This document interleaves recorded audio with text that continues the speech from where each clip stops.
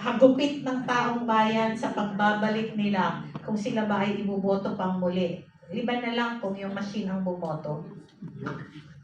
Very well said, Ka Astra. Inuulit ko po, dahil masyado ng kahindik-hindik ang mga usapin, alam po ninyo, ang mikropono po or the mic is dapat para sa batas, hindi para sa trust.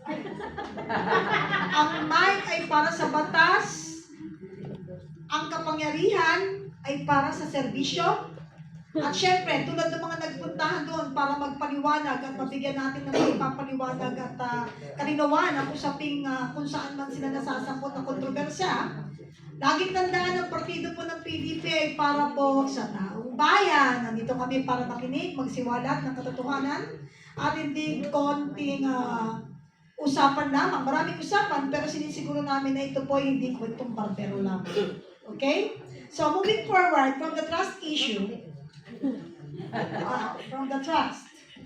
Natawa kayo sa trust ngayong araw na to, no? I'll give the floor, of course, to my kaibigan. Maraming salamat, Catherine. And with a few minutes before we start the rapid fire, because we'll be winding up already our program, isang katanungan lang po ang ipopost ko. Pero this is kay Attorney Torion, going back, Panyero, dun sa Avellino versus Cuenco case, kung okay lang po, Panyero. Okay. Ano po dito, ang issue po kasi dito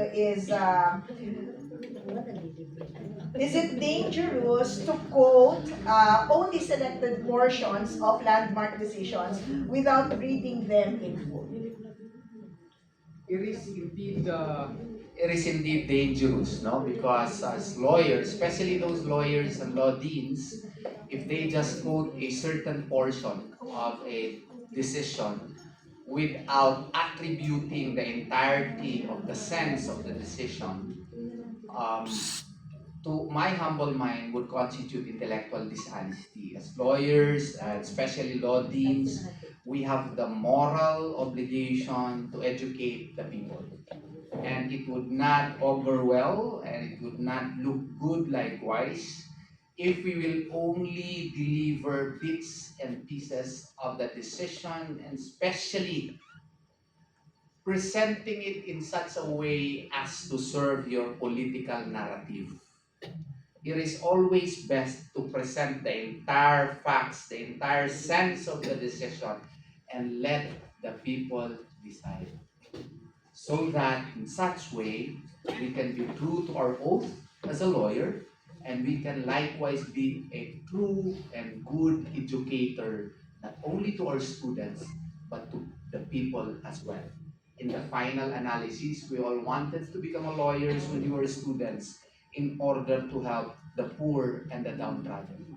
How can we help and educate them if we only quote certain portions of a decision in order to support your own personal political narrative? That is not good service. That is a twisted public service. Senator Torion. And final question po, no? You already explained why Avellino versus Cuenco cannot be applied in what happened last June 3, 2026 at the Senate. Can you explain, no, sa yung legal parlance na four corners theory when applying a legal case? Para lang ho sa mga viewers kasi gusto ko pong maintindihan ng ating mga kababayan why it is important itong prinsipyo among lawyers and among the legal profession, itong sinasabi na four corners principle. Importante yan kasi ilagay mo sa konteksto. Kumbaga, ano ba ang nangyayari doon sa kaso na iyon? Ano yung facts na nangyayari doon? At saka, ikumpara mo din dito sa nangyayari ngayon. Okay?